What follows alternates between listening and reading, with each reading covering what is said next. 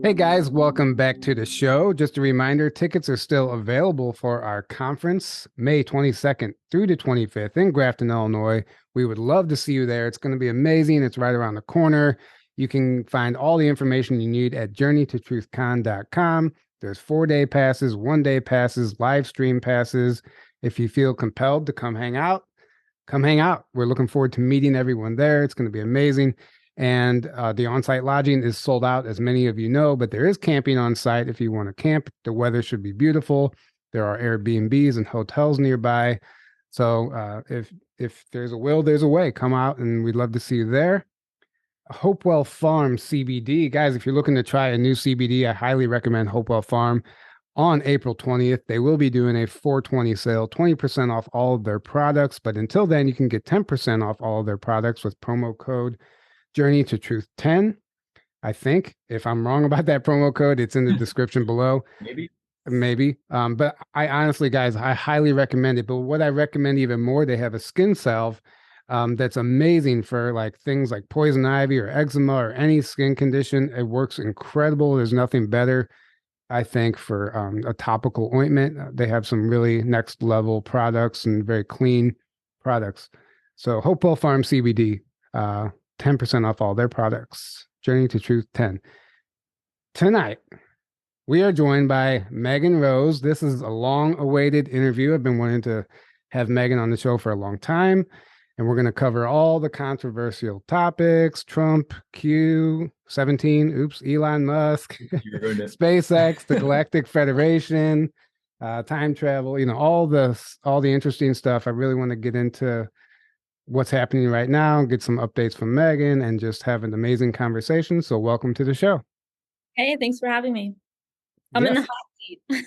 You're in the hot seat, yeah. like I'm in the hot seat. Totally. But yeah, it has been a long time coming. Yes, exactly. So I mean, a lot of our audience knows who you are already. If you want to briefly run through how you got here, you can, your story. If not, we can just hit the ground running and just talk about some current stuff. That's up to you, but I'll turn it over to you, let you introduce yourself, and then we'll go from there. Well, I have a YouTube channel. My name's Megan. I talk about the Galactic Federation. I wrote a book, Welcome to the Future. And so I sometimes give information on behalf of extraterrestrials and other times talk about spiritual topics. And yeah, that's kind of what I do. Perfect. Nice. Amazing. Short and sweet. Okay, so let's talk about the Galactic Federation of Worlds, I guess you would call them. So there's so much controversy around this. There's a lot of people out there trying to say that there is no Galactic Federation. It's a reptilian psyop, or it was created by Satanists, or it's all virtual reality. Or deep state psyop. Right, deep state psyop. I personally don't agree with that. Obviously, I think there is misinfo and disinfo and psyops out there to steer people in the wrong direction and mislead them.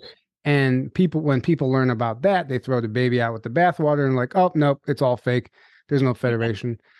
So maybe you can just give us, our audience who might not know, obviously most people do, but a lot of people don't know who the Federation is and what their mission is and why they're here helping us and how they're helping us. And then we can get into some details after that. Well, I think that's like a good point. There's been so much information or disinformation on what the Federation actually is.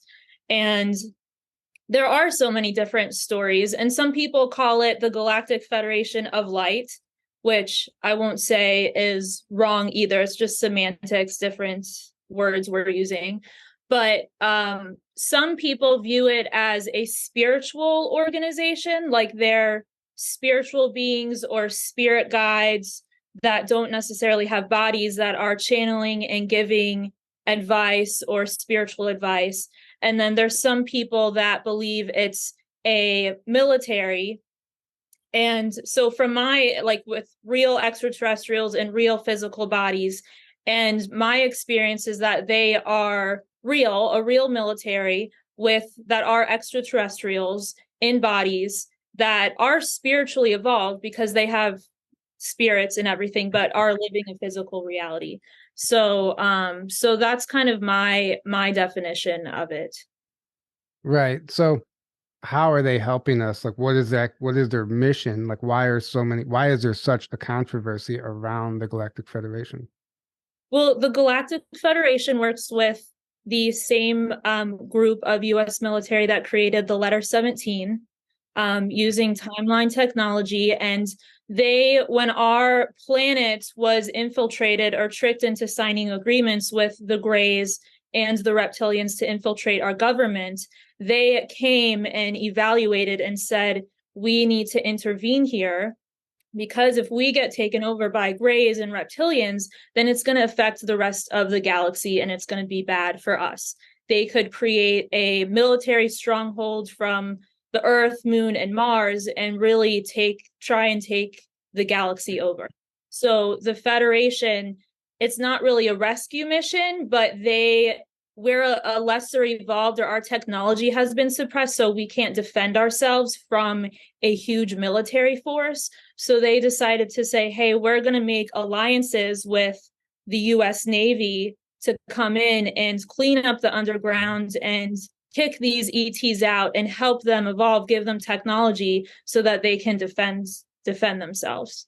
And so yeah, that's their involvement with planet Earth. So they're not really like spirit guides are here in the presence to give us spiritual information or be channeled as a spiritual entity, but more as a military.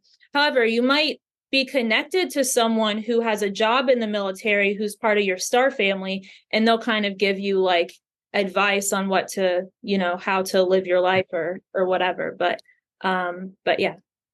Yeah, that's really interesting. And so this is the next question. Where do they reside? If they are here, what do their ships look like? Can you give any details like that? So they have a space station in the orbit of planet Earth. And they are made up of a bunch of different races. So there's beings from Sirius. A lot of the military is made up from, or at least the pilots, is made up from races from the Pleiades. Not all of them. Not every race from the Pleiades is good, but some of them. And so they come from their home planet, and they're part of the Federation, and they reside at a space station in the orbit of planet Earth for their tour here, or for their service here. And their ships, it depends on the race. I can speak from Valnek's perspective. Valnek has an implant to interface with his ship, and it allows him to make really super quick, lightning fast decisions of how to move the ship and if he needs to use weapons. And his ship is kind of shaped. Some of them are circular. Some of them are scout ships that are like circular shaped. His is actually like, have you ever seen the Space Force logo? Mm-hmm. Well, of course you have. Yeah. It's shaped like that. It's shaped like that. And a lot of the ships are that shape, kind of pointed and then come out like that. Like a V almost? Yeah, like a V. Yeah, like the And the Star Trek logo, the same thing. They have a similar logo. So it's consciously controlled, basically. Like it's a higher density technology. Right. Yeah. And yeah. And I guess so that would be. Do you have to be in like a specific type of chair for that to work on a craft, or is it just? You don't have to be, but the pilot's chair in Valnek's ship, it's like doesn't use seat belts. Like you just sit in. I don't know what kind of technology it is, but we don't have it here. And you kind of just sit in there, and then it's like molds around your body and kind of like locks you in, but almost like you're floating on a cloud, kind of like Tempur-Pedic, but way more comfortable like that. It's like you're not even sitting. So that's the chair on his ship, and it's higher density technology, and that technology has been suppressed from the malevolent extraterrestrials, because they don't want us to get strong and defeat them. And so the Federation started working with the US Navy to create ships to actually defend ourselves and help us that way. But their ships can go from 6 density, but usually they're in 5D, but they can they can shift into a higher density or shift into a lower density depending on how what the situation is in war and stuff like that. So would they ever lower their density to come here and appear as a helicopter or something of that nature? I don't think the ship can shift into a helicopter form, but it can be cloaked. They can shift down into this density and then cloak it. But I don't think that they would really do that for that long of a period of time because it would be a safety issue or could be a safety issue. But that's my best guess. Yeah, I'm just curious. Like we just did an episode about UFOs and black helicopters, and I'm just wondering, like, is it always negative when you see if a black helicopter, or could it just be? I think those are mostly negative right for psychological reasons. They do that, yeah. Mm-hmm. But right. Because why would the positive show up as a helicopter or something? It Well, doesn't really make sense. Just to like cloak themselves. I mean, I don't know. But they could just cloak normally. It doesn't, unless right. But unless they were trying to get your attention, I don't know. It's anyone's guess. You never know. Right. So I take a cloaked ship over a black helicopter any day. Right. But or just uncloak as their normal shit if they're trying to get your attention. So right. Oh wow, they're technically, in accordance with their laws, they're not allowed to show us their technology because it's interfering with our perception of our reality. It's too much interference. They're not allowed to reveal advanced technology to us. So if someone from the Federation is doing that, they're breaking the rules, and maybe the rules in the past, but technically they're not allowed to do that. That's what I've heard people say, that when the people that see a craft, it's like they're kind of like going rogue and doing that against the laws, so to speak. Like apparently the Phoenix Lights incident in 97, what supposedly I've heard people say that was like a group that went rogue, and they were tired of like, oh, if we just show up in a big way, it'll wake people up and they'll know. But of course, that's not really what, tens of thousands of people saw it and said, hey, that was something unexplainable or some alien craft or something. But then what did the military and the media do? Oh, that was just military flares, nothing to see here, move along. And then still didn't really accomplish anything. But apparently that was a group that went rogue against the rules, apparently. Yeah. So technically that's a fireable offense. Oh, really?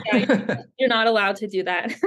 Interesting. It doesn't mean it doesn't happen. Like I said, there's the Envoy program, Starseed envoys. So they have a body in a pod waiting on a home planet, and they came here and chose a human incarnation. And when they go back, the spirit will go back to that body. So they might have family members on planet Earth, and they might just want to break the rules. No one will find out, kind of thing, unless you go on the internet and tell someone. But yeah. The Envoy program is interesting to me because I've heard the concept. I've been made aware of the concept that some of these Federation members, when they incarnate here as starseeds to do the job from the inside out, they underestimate the potency of the amnesia, and they might not remember that they are a member of the Federation even in that lifetime, and then they'll get accidentally stuck in the reincarnation cycle here until they remember. And it's not like this easy mission, like, oh, they just come here with all this memory. What would you say about that? Would you agree with that? I think that some people remember because it's part of their life path, or because they're deciding, I want to have full memory. I think some people are not meant to remember because it wouldn't serve them, like where they're at. Like maybe you're a doctor. I can give this an example because I was a nurse. I couldn't go to work and be like, hey, the illness or the pandemic is BS because the aliens told me so, right? So you might be a doctor who gets inspired, or who is being guided, or who has memory of doing things or working on genetic programs on a different planet. And you're going to have that knowledge and bring it here, but you're not going to say, this is my memory from being on a different planet, because it's not, the normal people aren't going to accept you, and it's not going to be in service to what you're doing. So I don't think everyone is meant to remember everything. Also, it's extremely people, and I think we do this in the UFO community, is kind of obsess over ETs, but they're not really in this reality yet, right? So it's important to be grounded. And I think it can be really kind of distracting too, to what's actually in front of you. But I would agree, yes, harder. And I think everyone born, it can say like life is a little bit harder than I thought it was going to be. Mm-hmm. And the reptilian reincarnation matrix, the Federation got rid of that. That was on the moon. I know in the past, there's the Council of Five, or the Orion Council, that started tagging people, like giving people etheric implants so that they wouldn't, they could be protected. Because I know the reptilians went all over the planet and put like, it's an implant that works kind of like a magnet. So when the soul stepped out of the body, it was sucked into, it's like quantum resonance. It works, it's like Tesla technology, and gets sucked into that matrix. And then they could manipulate the lives and the narratives on planet Earth that way. And one last thing before I stop talking. No, keep going. There's some people that would say, well, Megan, we live in a free will universe. How is that free will? On a really high level, if your soul got sucked into that matrix or whatever happened, you chose it on an extremely high level. And we get confused about spirituality and extraterrestrials. They are also living a physical reality and are separated from source too. But what binds us all together is source consciousness.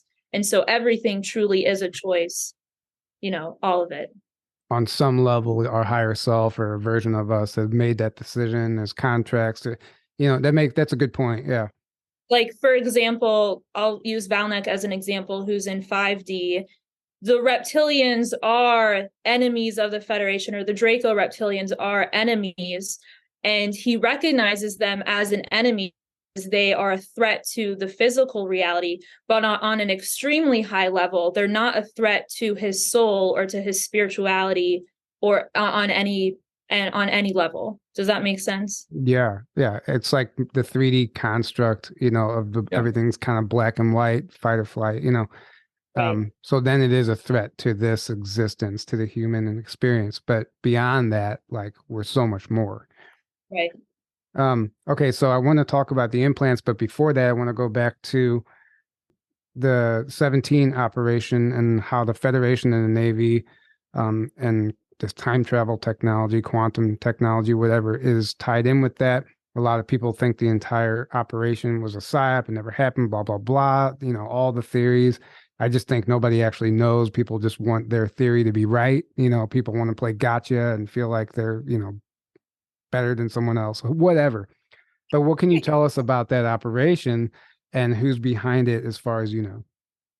So, the bad ETs infiltrated our government. The Federation approached the US Navy and said, hey, we have this timeline technology where we can help you plan military events and events with political leaders and war to help you win this extraterrestrial invasion and this war. And so the US Navy said, yes, we're going to go with you guys. You're going to offer us advanced technology. And we're basically that's why it's called the Plan to Save the World. And so the letter 17 is a US naval intelligence operation.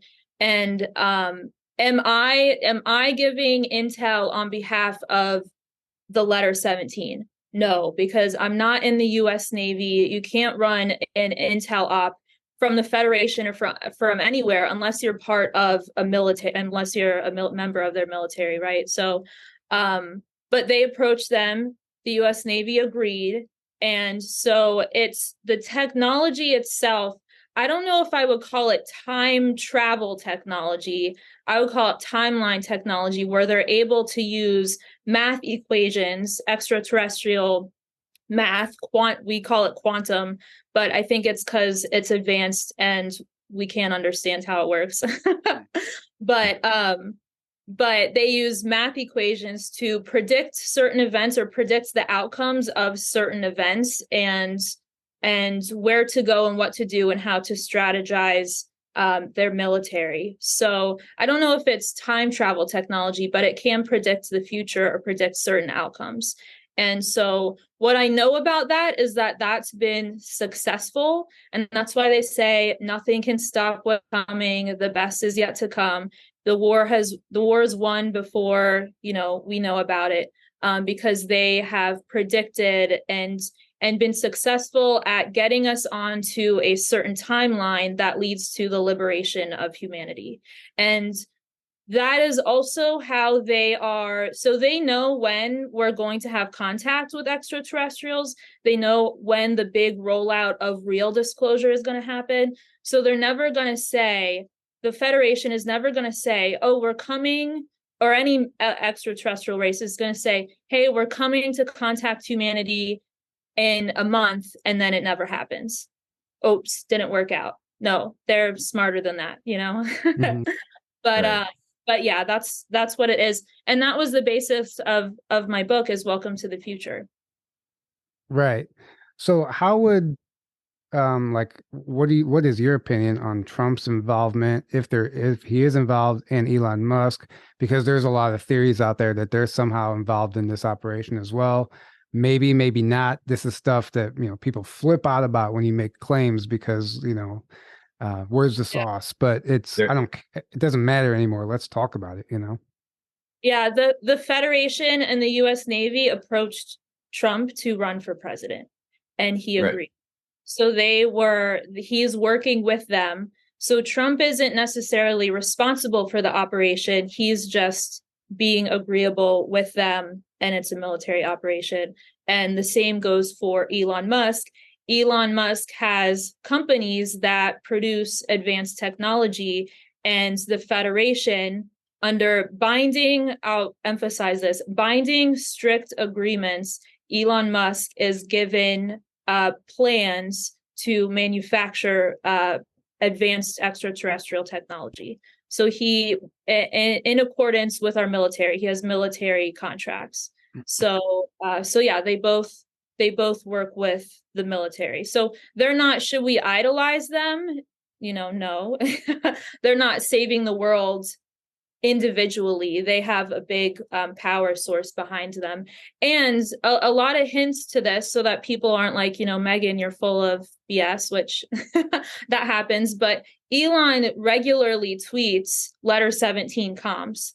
Like, a lot of people aren't familiar with the letter 17 and the sayings and stuff, but he regularly tweets letter 17 comms, which is the U.S. Navy. Interesting. Yeah, and he does. I've noticed a lot of his tweets or comms are cryptic, or even blatantly like in your face. And he's like, I don't know how many times he's told people that he's an alien. I don't think he's lying about that. I think he's from Venus personally, but I can't prove that. I also think Gary McKinnon, the guy who hacked the NASA server in 2002, I think he's from Venus as well. And obviously we know Nikola Tesla was. So Venus seems to be involved a lot as well. Do you have any insight on that? I know that the Federation has outposts in Venus, and it's possible that there's Envoy programs that are located on Venus, like beings. Actually, it is not. I know it's possible, or I know this exists, that there's sections of extraterrestrials from Venus that have incarnated here, and they're part of the Envoy program. And so, but yeah, no, that was my thought. So what are your thoughts on Elon Musk? You think that he is an ET? Like genetically, like has the DNA, obviously? I think it's possible. I don't know for sure, but I think it's possible. I think it's highly, the thing with hybrid DNA too, they change the way we all have the reptilian brain. And some of the hybrids, their reptilian brain, they're less likely to get stuck in the reptilian brain because they have different genetics that allow them to use larger parts of the brain. So they can it's easier sometimes to think from a higher consciousness perspective. And I'm not saying that's the case with Elon Musk, but it's possible, yeah, that he has extraterrestrial DNA. Yeah. Or he at least wants to be one, I guess. Well, I Yeah. mean, he said it so much that I just, Occam's razor. What if he's just straight up telling you? That's just like anything. You can show somebody a photo of an ET and they're just gonna be like, oh, that's fake. But like, they're like, no, I'm telling you, this is a real alien, but no one's gonna believe it because of our programming. Yeah. Right. And they're like, oh, the truth doesn't appear that way. I'm like, actually, that's exactly what it would look like. A photograph of an alien is not going to look any different than a photograph of an alien or a human. I mean, an animal or a human or anything else. It's going to be a clear photo. People think it's supposed to be some blurry thing, that leaks through some crack somewhere. Yeah. Right. Mm-hmm. Yeah. Well, there's It's like lots of us. So What'd you say, Aaron? it's like too good to be true when people see certain, it's like, oh, that has to be fake because it's too good to be true. Right. It's Exactly. that programming. So like you could like, they could be walking, you could see it with your own eyes and they'd be like, oh, it's a hologram or, Yeah, or right. it's somebody gonna shoot or whatever. They'll make up something because they don't want to believe it because of reasons in programming. I was going to say this too. You asked why people don't believe in the letter 17 or why it's BS. Right. But it's because that was also infiltrated. So if the letter 17 is the US Navy and the Galactic Federation of Worlds, who is the opposite of that? Who needs to infiltrate that? And it's the 3-letter agencies. So when that came online, they started like, for example, soap opera drama, that's a sign that it's a psychological operation or an infiltration. Like Princess Diana is really married to Donald Trump and she's at the White House and she's still alive.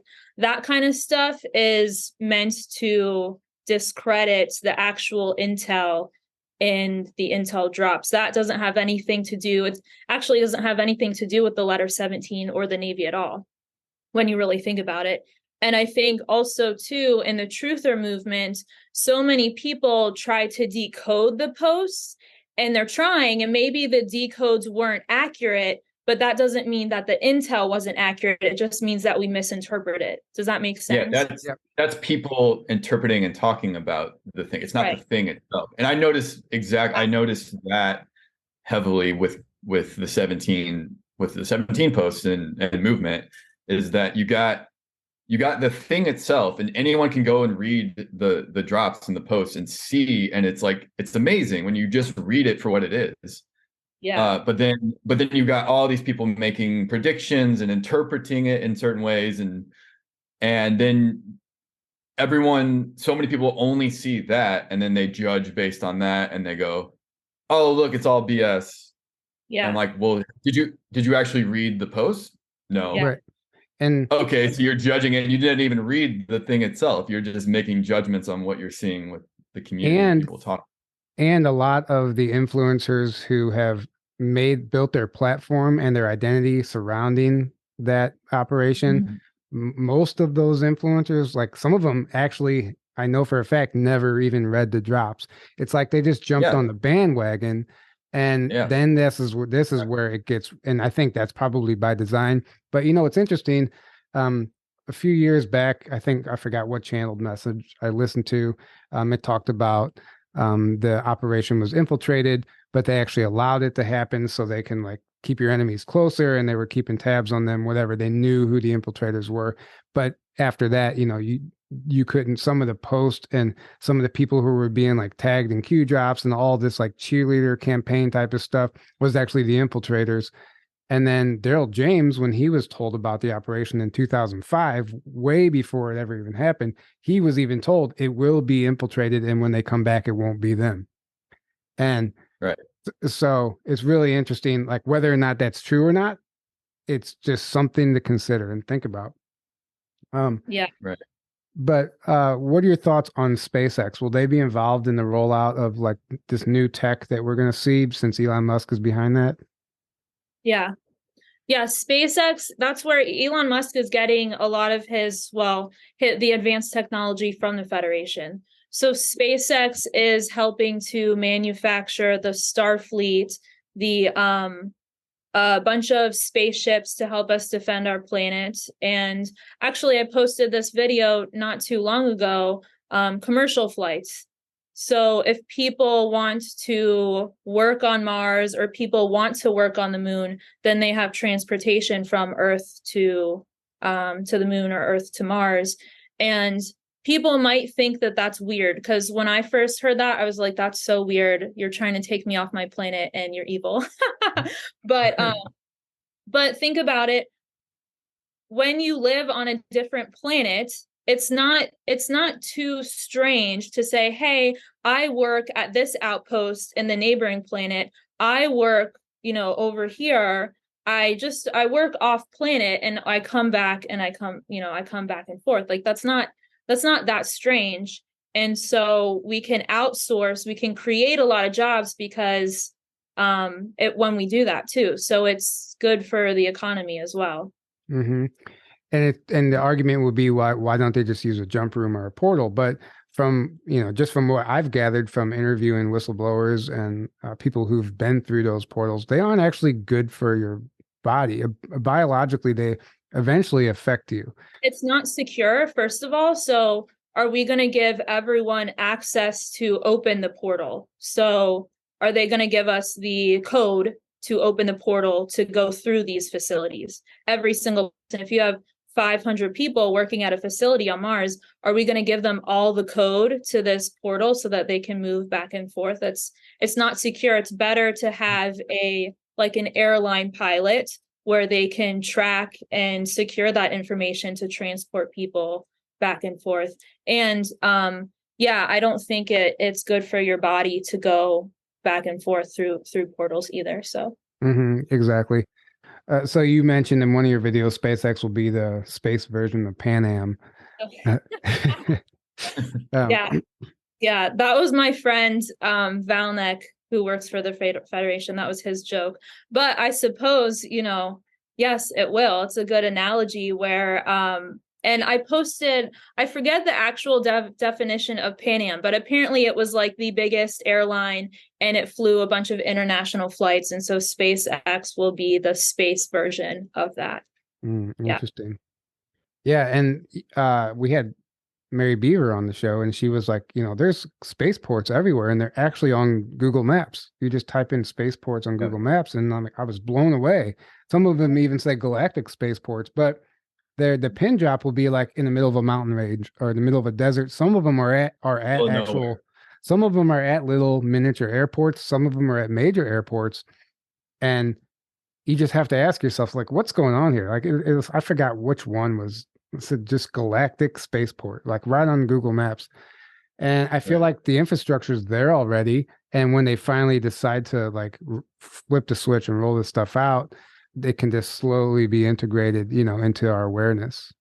Speaking of that, I wanted to ask you, what are your thoughts, or what have you gotten for how it's going to look like with the rollout of this new technology or craft or free energy or any of that? Like, have they told you, or do you know, or what is your thoughts on like how that's going to look with like the rollout of all that?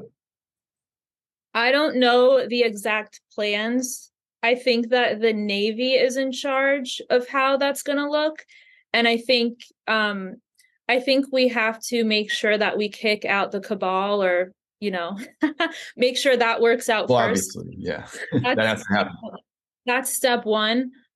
Which is still in process of happening. So yeah. Still in process of happening. Can't really do anything yet. Right.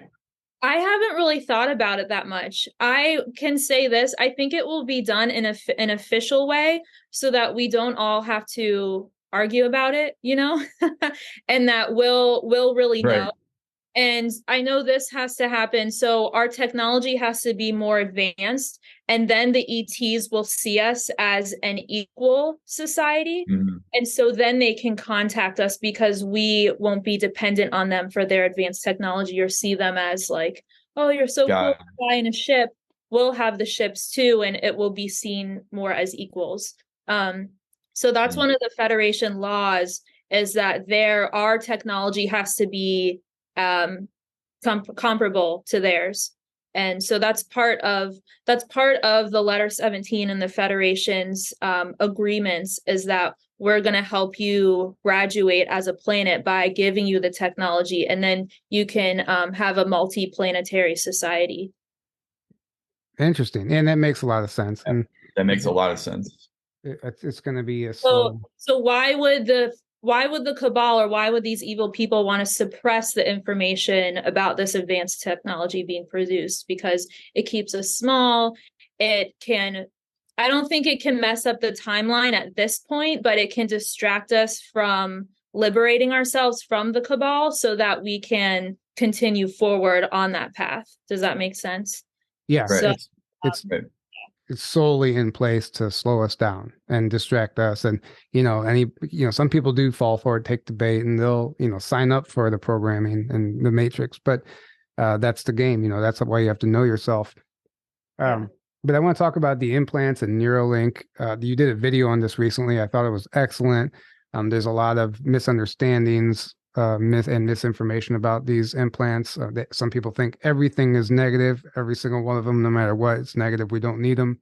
Maybe that's true, but I think they could be used for good as well. Can you elaborate on that? Well, one point is, if we're going to be a multi-planetary society, are we going to be traveling space using cell phones? Like, where's the Wi-Fi in that? And carrying like our little like 3D box phones. So that might be, I'm inferring, but that might be where Neuralink comes into play. Like, if you have a job on Mars doing whatever you're doing and you live on Earth, are you going to take your cell phone to contact your family? That kind of thing. So implants can be used for communication. And I've talked about this on my channel, and I wrote about it in my book, how I have an implant from the Federation to communicate with Valnek. And a lot of envoys were given, at least that are my age, I'll say from maybe the 70s onward, because this has been an experiment. So the Federation is always improving, right? The Envoy program is older than that. I think it started in the 50s, but the 70s onward are the mind control technology on our planet, trying to influence the brain waves, trying to get our minds to think in a certain way, was affecting how the envoys' brains were developing. And it made it harder for them to remember, not necessarily remember who they are on a different planet, but make this spiritual connection. And so they have put implants in envoys to just give a little signal that's of a higher frequency. Sort of when you hear your ears ringing, the brain waves can attune to that, or they'll try to attune to that if it's in the brain, right? So those were placed in forms of protection, and mine has the capability of communication, and you can't see it on an X-ray or anything like that. I mean, imagine if the secret space programs and the Federations were putting implants in everyone that would show up on, an MRI or something. People would be so freaked out. Right. But also because it would damage the brain, because you'd have to do basically brain surgery in a 3D type way. These are higher density. So it's kind of, if you imagine like a frequency that holds a shape, and then it goes in between the matter of the brain, and it like clicks and links in. And it's kind of like the bad ETs cannot remove it, because it's kind of encoded, if that makes sense. It's like I don't know the right word for it, but it's a frequency that's encoded. And so and they can't remove it. So it's used or hack it. Or hack it and hack into it. Or if they try to target you, the Federation will find out right away. But they put implants in their pilots to drive the ship and to merge with their consciousness. If you're not a pilot and you work for the Federation, you do have one for communication, so that you can communicate with your coworkers or your family or whoever you choose to. So they do use them, and it's just technology. So it's not bad or it's not negative. That's just how they do things, but it's a tool. So It's kind of like having a gun. Like, do guns kill people or do people kill people? So it can be used for good things. Yeah. Go ahead. I was just saying, I mean, negative groups can take advantage of that technology if they have access to that particular version or whatever it is. I don't know, but I think, I mean, I literally witnessed this. You can feel when some people are just tapped into something negative, and their poor soul, like they might not even understand that they're not truly in communication with an organic being. They might be talking to a three-letter agency or whatever the case may be. And you can tell just by the fruits of their labor and some of the information, it just doesn't resonate. So that's where like the implants get really controversial, right? Because the three-letter agencies like the CIA have partnered with the reptilians and the Greys to put implants in people to be used as disinfo agents or just mind control slaves for whatever reason. But they'll put them in the brain. It's a different part of the brain than the Federation uses.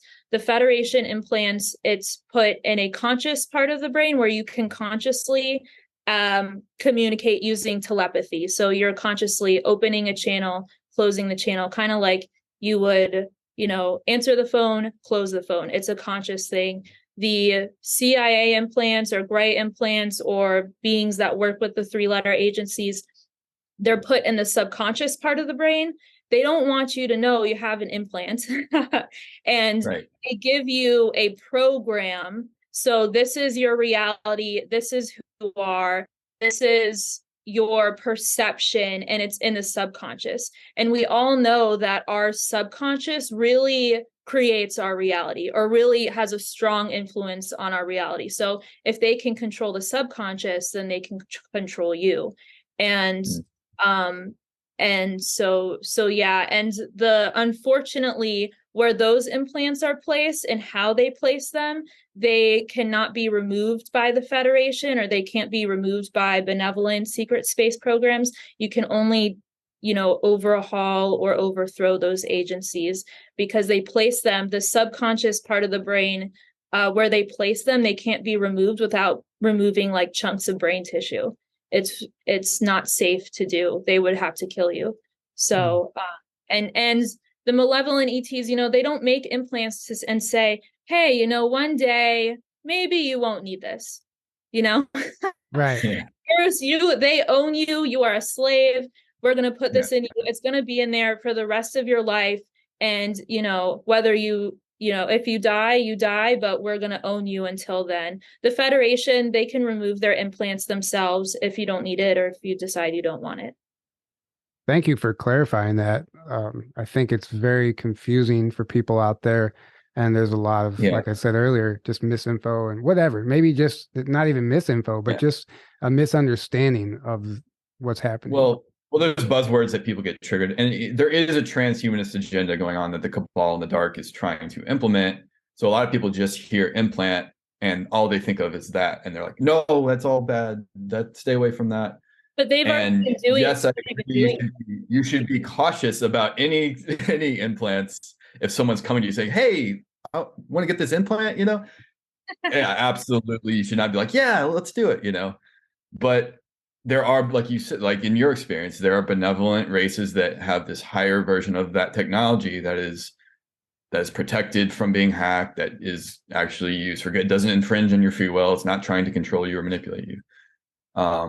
That does exist, but unfortunately, because of the control system and the agendas, that's a big thing going on right now as well. So we're not trying to say it's all bad or it's all good. It's more complex than that, right? Like everything. I mean, it's weird.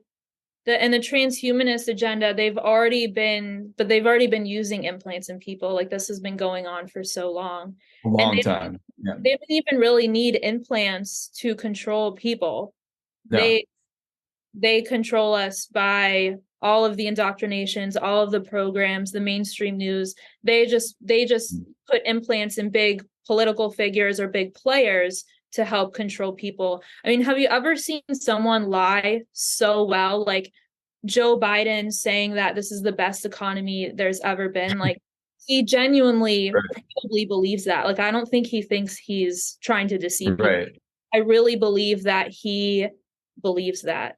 And You mean that's it believes that, or whoever is playing Joe Biden right? at the time. well, that's another thing, like clones, Right. they put implants in clones because the clone can't live 40 years and experience the same reality that the person that's being cloned has, right? So they have to download a program on a chip and put it in the clone's brain so that they remember, oh, I'm from the United States. Oh, I was a US senator for 40 years. I made these deals. So they have some sort of perspective of who they are, Mm-hmm. And Avatar, remember how they put the chip in the military guy? I forget his name, but he was a clone, and they put his consciousness on a chip. And yeah, that's how they did it. Exactly. And there's tons of disclosure in that movie. Yep. You're talking about the second one. The second one, yeah. When they kind of disclose that, they take his consciousness and then they put it in the avatar body, but he still has all the memories of his human body. Right. That's exactly how it works. Yeah. And that's exactly entirely possible. It's not a theory, in my opinion. So where does Space Force come into play with all of this? This is something when Trump rolled it out, the media went crazy. Netflix immediately put out a show to make it a laughing stock. They want to ridicule Space Force for some reason. What are your thoughts on that? Well, I think Space Force was kind of going on before Trump, but he really just disclosed it or gave the name Space Force. I don't know too much about the details. I know they work closely with the U.S. Navy secret space program, and they're kind of the public, more public than the Navy. Front of it. Yeah. But I know that it's similar, like they have access to bases on the moon. They're monitoring our satellites. They're also given the technology from the Federation so that those satellites are not hackable or not easily hacked, and given stuff to defend the planet or technology and ships to defend the planet. So I don't know a whole lot about specifically like what Space Force is doing exactly, but I know that they're involved with the whole operations. And I know too, Valnet told me the other day, when we travel to different planets or need to take a bunch of people, and SpaceX is taking people to Mars or to the moon or to wherever, that Space Force is going to be involved. Like they're like the airline pilot, so to speak. So it might be similar. Yeah, something like that. So my theory, this is just a theory, I have no way of proving this, but I've wondered or thought that maybe Space Force was Solar Warden rebranded. If you know about Solar Warden, I mean, they were like, obviously, then it's in the name. They were here protecting our airspace. So I wonder if it just kind of got rolled over into Space Force, or it's something completely separate. I don't know. No, I agree with you. Solar Warden is like the public version of, or Space Force is the public version of Solar Warden. Yeah, interesting. Because I do know Space Force is in charge of they're like the police force around our planet. Right, the Warden. Yeah, exactly. That's correct. And then Radiant Guardian is just another thing associated with that, or because there's Solar Warden and there's Radiant Guardian, which is, I forget what the difference is, but they're Radiant Guard. I thought it was just called Guardian, but I want to make sure we're talking about the same. I hear Radiant Guardian. Yeah, I've heard Radiant Guardian too. I think that there's a specialized, there's like a specialized force. They're training. This will take a while. Vanek has told me this. It will take a long time to train these pilots to be, he calls them the best of the best, but advanced, like super advanced, kind of like they're training them like they would be Federation pilots. And so these guys, they're really, and they may use implants because that's how they interface with the ships. And to do that, it takes a lot of mental stamina. So your mind has to be really clear. Your subconscious, you can't be super traumatized with all these like MK Ultra alters or even stuff that you would go through being on planet Earth. So they use, he's told me this, they're using like Tesla technology where they blast high frequencies while these pilots are learning, and it helps undo the mental trauma so that their minds are more clear. And then they can create different neural links. And so to drive a ship the way the Federation does it, it takes a lot of mental stamina and it takes spiritual evolution. And that might be what the Guardian version of Spaceports is the more advanced space fleet that are trained as fighter pilots. Yeah. Interesting. So I want to talk about the technology just a little bit. You mentioned in one of your videos, I guess a Federation craft, I don't know, has no windows, but it's transparent. From the inside, you can see out, but from the outside, you can't see in. Now, I've heard, I forget which whistleblower, I'm terrible with that, talk about this before, that yes, there is you can just flip a switch and all of a sudden you see right through the walls. And there is actual technology out there. I thought in like Popular Science where they have all these little cameras and like the roof of like a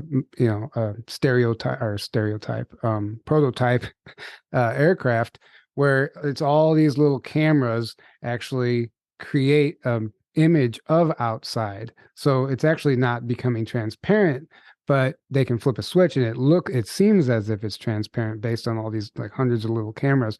I think that's like an early model of that technology, but maybe you can elaborate on that, or maybe I explained it well enough already. I don't know.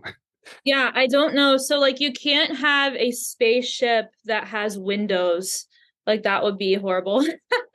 Like what if the window broke? Like it doesn't compute with shifting densities and stuff like that. Like you just like glass is not going to work, right? But so this is like any spaceship that they have. The station at the Federation, it looks like windows, but they're not really windows. And the windows are from like in some places are from like your feet all the way to the ceiling. And the whole thing looks like a window, which can kind of like be scary. Like it looks like you're going to fall out of the place. But yeah. I don't know exactly how the technology works, but it's not really a window. It's sort of like a magnetic technology where it flips what's on the outside to the inside, if that makes sense. So it could be cameras, but I don't know if it's exactly cameras. Right. But it's interesting. These Popular Mechanics and Popular Science magazines, they show us all this tech, but it never goes past the magazine. If you notice, like I think they kind of use those to disclose and tell us what they're doing, but you'll see this amazing stuff. They're like, wow, this is going to change the world. But then the next magazine, it stays buried in that magazine. You never see it integrated into the infrastructure. Yeah, never comes out. But they're telling you it's a good place to monitor that type of stuff and to see what we're doing and what we're capable of. Oh man, what was I going to say? Something about the transparency of the windows that's what it was. So I heard that there's also like a transparent metal or an aluminum out there now that we've actually achieved. So if we're surface level like discovering that aluminum can be transparent now, maybe that's what they're using as well, some sort of material that's just transparent, it's not glass. They're to build these kinds of ships, like the ones that we'll use, and the Federation ones. But Valnek has told me that there's different elements that we don't have on Earth, and they go and get those materials from places like Venus or Mars, or the Federation can help us exchange throughout the galaxy to get those materials. That's part of the other problem why they've been able to keep us small and keep our technology crappy, is because to make those kinds of ships, you need agreements with different beings in different parts of the galaxy. It's like a barter system. So I know the Federation like assists with that, but it does. He did say and tell me one time that they need different elements to build that kind of stuff. Now, in your latest video, or one of your latest videos, you were talking about space arcs, but not actually space arcs. Was that what we were talking about earlier? Those craft that are going to take people to and from the moon and Mars? the big airliners, yes. That is Valnek's take on what the space arcs might be. Like, he knows that, there's plans that SpaceX is making these big airliners to take a large amount of people off planet, but it's not because we need to be rescued, or it's not because an ark implies that it's like Noah's Ark and we need to be rescued from planet Earth. It's and he was kind of joking at what we've been calling them, but but no, they're just large crafts like airliners to take people to different planets for travel and for work. And you mentioned that they're even like building out hangars and stuff like on Mars and stuff like that for them. Yeah, he showed me in Mars and like inside of Mars, and it's like a door opens, but it doesn't open from the outside like you would open a door from your room. It goes in to the place like a garage door, and then parking the ships almost like an airport, and it's huge. And I remember Valnek said that it takes a while to build this kind of stuff, so be patient. But it's huge, and it looks a lot like an airport or like a hangar, like you would think it is. Different ships, and it's a facility there. Different bays, yeah. And imagine it being sort of like, I'm giving this analogy, kind of like a train station, and also people asked about portals, or why can't you just go through a portal yourself? Well, it wouldn't be secure. They actually have a facility to transport and to transport people. Sure. That makes a lot of sense. Now, why do they limit it to the moon and Mars? We know there's hundreds of planets. The universe is teeming with life, and we know like the secret space programs and other factions, militaries, other entities are going way further out than the moon and Mars. Why are we just limited? Why do we only hear about the moon and Mars? Is that just because that's all we can handle at first, before they disclose the rest? Or does the cabal not want us, traveling?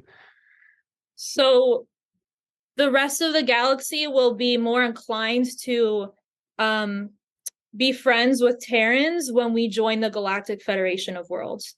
So once we get to that point, once all this technology is produced and we're equals, then we'll be given the opportunity to join the Galactic Federation of Worlds. The Galactic Federation is made up of lots of different races. So that's the goal for humans. And that was the goal with the letter 17, the US Navy, and the Federation, is so that we can get to that place. And so when we do, then we can travel all over the place. I know Valnet specifically bringing up Mars is because that's where the most jobs, the Mars and Moon jobs, are being created in the short term, if that makes sense. Okay. So I think we'll go there first, and then spread our wings, whatever. Right. I mean, and that's, Mars has been in the collective consciousness for so long, and there's already plans to get there. It only makes sense that would be the first rollout. And we're not taking over the whole planet with Mars. The Federation has made agreements. There's reptilian-like, they're not Draco reptilians, but there's reptilian-like beings on Mars who are indigenous to Mars. Mm-hmm. So the Federation does not go in. They're not planetary invaders, but they are peacemakers and peacekeepers, and they use a barter system. So these reptiloids or reptilian-like beings, they're not Draco reptilians. There's a difference. They have their section of Mars, and we have our section, and they're helping to make peace on Mars, because, they've kicked the Draco reptilians out. They've kicked a lot of the malevolent grays out, well, all of them. And so now the Federation is really good at making peace with the indigenous beings and helping us all get along. And that's part of why Elon Musk or companies like his are likely to work with the Federation, is because the Federation has all of that knowledge and those tools. Right. And the indigenous reptilians on Mars, Rebecca Rose has an incredible testimony about time she spent with them in the underground. I guess she got wounded or something in her memories, and they took her in and kept her alive for a while. Daryl James encountered them as well. So it's interesting to hear you talking about them as well. It was corroboration. And when we talk about the grays, there's this whole theory that all the grays are gone, and I disagree with that because people are still having experiences with grays. Laura Van Tyne is a friend of ours. She literally has a gray on security footage that they caught on camera. She showed us. This is like, no one knows it, but it's like, if they're gone, like, how are people catching this stuff? Samuel Chong, he just shared us a story. His friend had an experience with what she would call benevolent gray. It proved to her that they're not all evil. It was a very beautiful experience. What are your thoughts on that? Different types. Yeah, there's so many different types. There's like more benevolent ones of a really high density, like 70 and above. The Orion Council, the Council of Five, they're all technically what we would call grays. And they're beautiful and have helped with the starseed programs, and they're like the master geneticists and are revered by the Federation for that. I think, or I know that the malevolent, like the Orion Greys, the invaders, the Nebu, were kicked out by the Federation. But what's happened is a lot of agencies have genetics, and have worked with hybrids. And we really wouldn't know the difference between a hybrid gray or a gray that was created on planet Earth and the Nebu or the Orion Greys. They probably look really similar, right? So because the Federation, they kicked out planetary invaders, it's not their job to kick out these guys, the hybrids that were created on planet Earth, because technically this is their home. So they're not going to say, hey, you can't live on your home anymore, or we're going to kill you because you didn't invade the planet. You were just created here. So it's the military or the US military's job to get rid of those beings. And I think that they are mostly gone. I think a lot of what we see is like 3-letter agency stuff, and they might have some of those players still working, like those hybrids. But you also have to remember, like, there's so many portals on planet Earth that they can come back in between, but the Federation will still consider the war over. It's just little pockets here and there that they take care of. So to say like that all of the extraterrestrials are completely gone from planet Earth, all of the grays are completely gone, this is war. So there's like 2 steps forward, 1 step back, 3 steps forward, 2 steps back. So that's kind of like my perspective on it. And things change in the fog of war. And I agree with you 100% about the hybrids. There's the breeding programs, and then there's the portals. There's these, they can portal into a base that we don't even know exists because it's completely cloaked in the middle of a jungle somewhere. Like, you just don't know what it would look like. There's going to be all these little rogue operations. It's not just black and white. Like, okay, they're gone, we can celebrate. Obviously, look around. We're not quite there. Excuse me. Yeah. Say something while I clear my throat to add to that. Well, there's good grays, right, or benevolent grays, and actually, I want to make this point. Even I'm gonna like I can feel myself cringing saying this, but from the Draco reptilians, are they bad, or are they just a predator to us? Like, if you're a horse, right, and you are being chased by a coyote, is the coyote bad and is the horse good, or is this just part of life and it's just part of nature's law kind of thing? Does that make sense? So I think it's kind of a human ego perspective, although I do think the Dracos are evil, but that's just a different way to think about it. It is all perspective. Like, if you ask them what they think, they're going to give you an entirely different story. They might even be convincing. And I want to go back to, you said, were you referring to that the Greys think this is their home? Is that what you said earlier?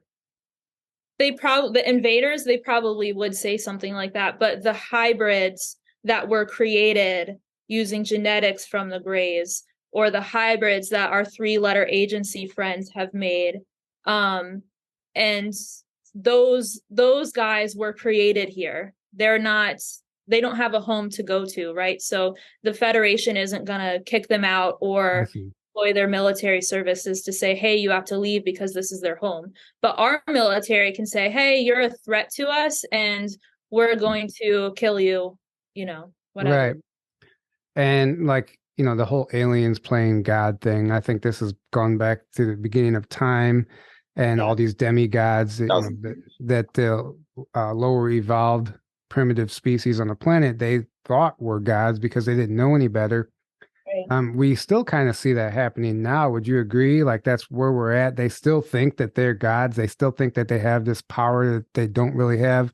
And that's kind of where the battle lies within. Like it's a power struggle.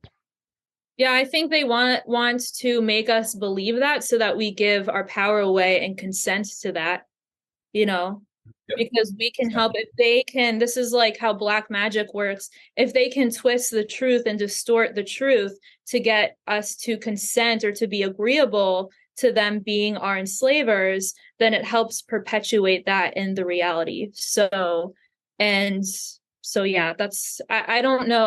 I'm sure that they regard themselves as gods of humans, but they are not. But they are not. Yeah, but they're not. And my opinion, any extraterrestrial that is going to call themselves a god or say, hey, I have something that's going to help you ascend is not a spiritually evolved being, because the spiritually evolved beings know how powerful you are and know that you can transcend anything. And they want to encourage you to look inward and to gain that sovereignty and freedom within yourself. That's the entire point of the Starseed Envoy program, is tuning into those spiritual practices and that spiritually evolved side of yourself and helping the humans regain their freedom. And so to say that there is an extraterrestrial that's going to help you ascend is kind of laughable to the benevolent side of the galaxy, because, Right. It's a natural thing. It's a natural process.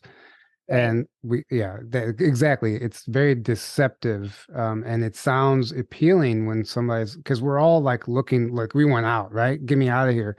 So when somebody comes to you and say, hey, I can give you this and it'll help you ascend faster. Well, that's just like giving a musician a contract for like this awesome record deal, but simultaneously they're selling their soul. They're giving away all their rights and their sovereignty.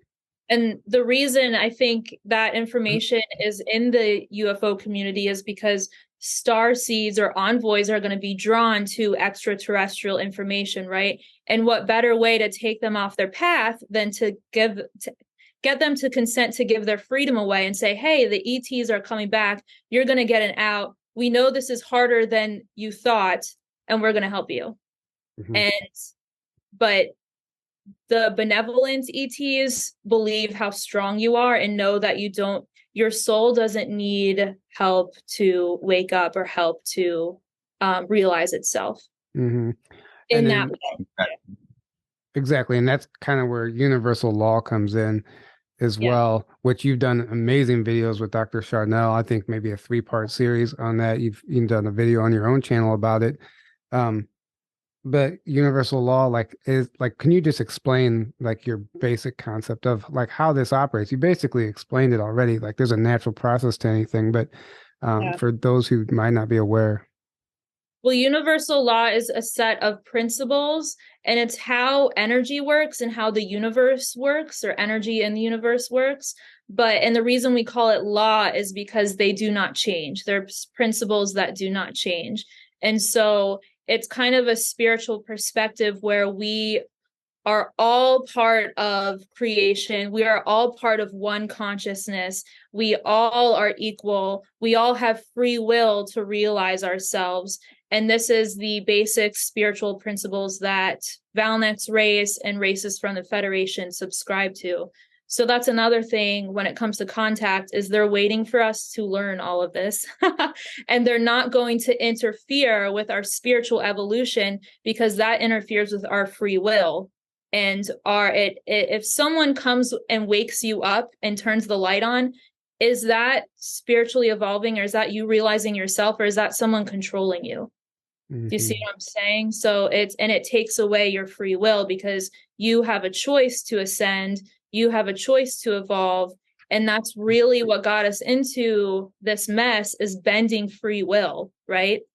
So they're not going to mess with our free will. If Aaron says, I don't want to do anything with my life, I'm just going to sit on the couch all day and whatever, be a troll online and, be miserable, then that's his right. And they're not going to interfere with it, even if his higher self came to do something much different. Right? That's his choice once he got here.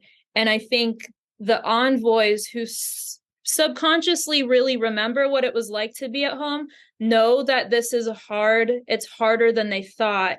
And so there's a deception of, hey, we're going to make it easier for you and take you off of your life path, or try to deceive you and make you agree to take yourself off your life path, if that makes sense. It makes perfect sense. And karma also falls under universal law. And that's what I think we're seeing right now, is a lot of people, like, it's not our responsibility to interfere with someone else's karma. We don't know what type of karmic debt they have from past lives or whatever the case is.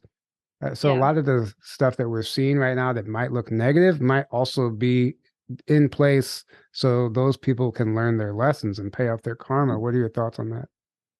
Right. Well, I think too, there's a lot of people. And so wait, say that again. You froze for a second. You froze. Oh, you're man, back. Get me.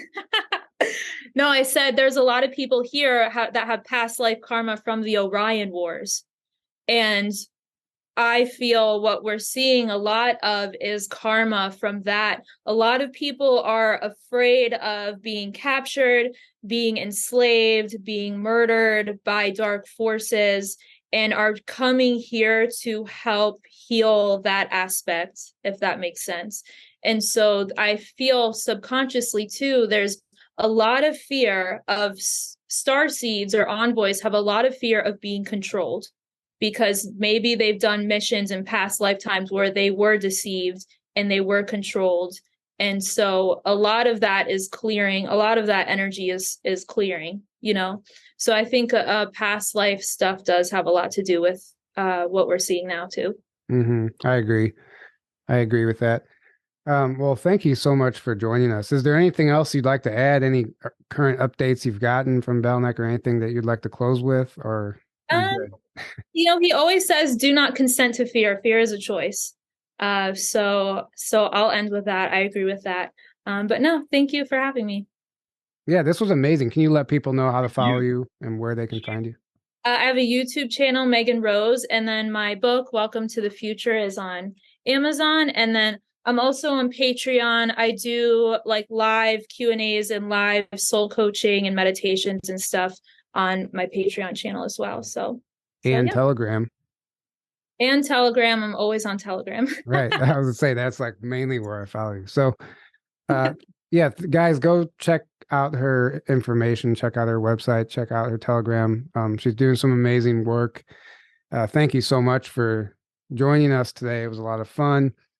Guys, if you feel compelled to join us at the conference, tickets are still available. We'd love to see you out there. You can find all the info you need at journeytotruthcon.com. This is actually the shirt. This is the first conference shirt. We're going to be selling these at the event. I just got them in. I'm excited about that. So anyway, look forward to seeing you there. Thank you, Megan. This was amazing. Until next time, guys, have a great evening. We love you, and good night.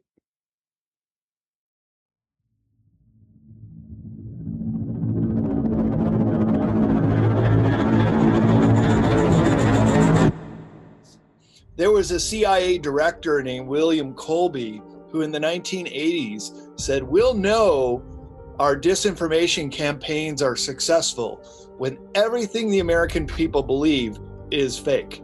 When we realize how powerful we are when we set our intentions and we realize that we aren't just this, we are just these multi-dimensional light beings, and time is an illusion, and everything's a perception.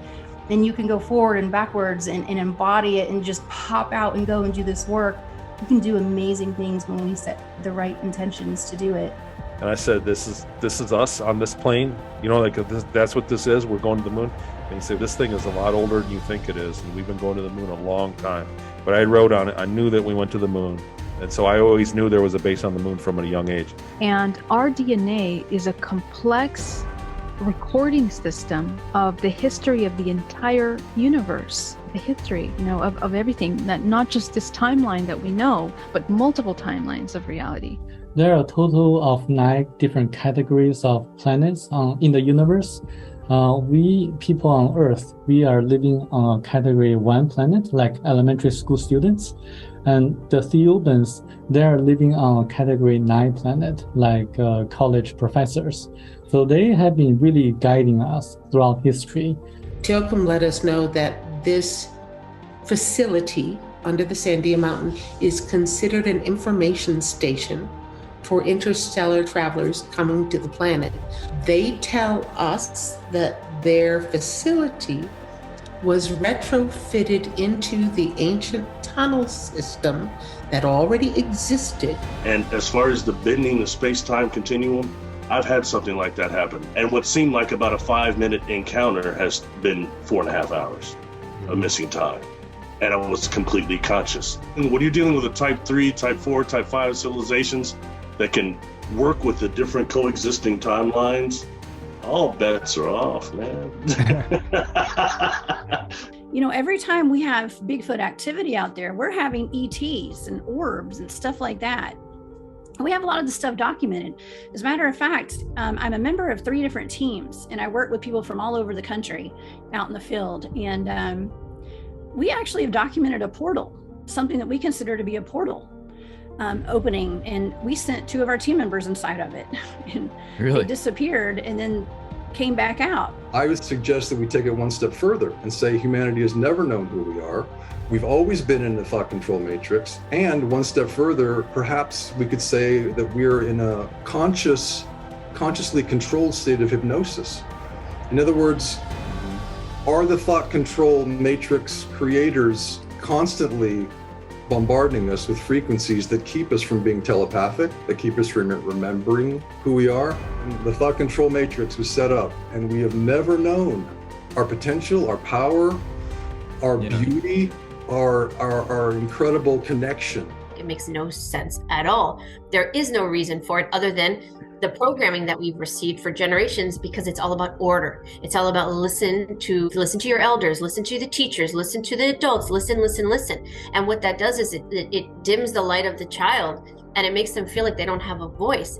And why that's designed that way by the dark side, and that's in the system, is so that they grow up and they just listen to, and they do what they're told, and they're good little boys and good little girls, and they lose their sense of self. They lose their north, their true north. Yeah. So many adults are walking around in this world, they don't know who they are. So the planet itself is now beginning to split. It's beginning to divide again into a higher vibrational Earth and a lower vibrational Earth. And the race of man is dividing with it. And we're becoming less and less aware of one another. And over time, what will happen, and I don't know how long this will be, one world will have all higher vibrational beings on it, and the other one will all be third dimensional beings, and we will not perceive each other anymore.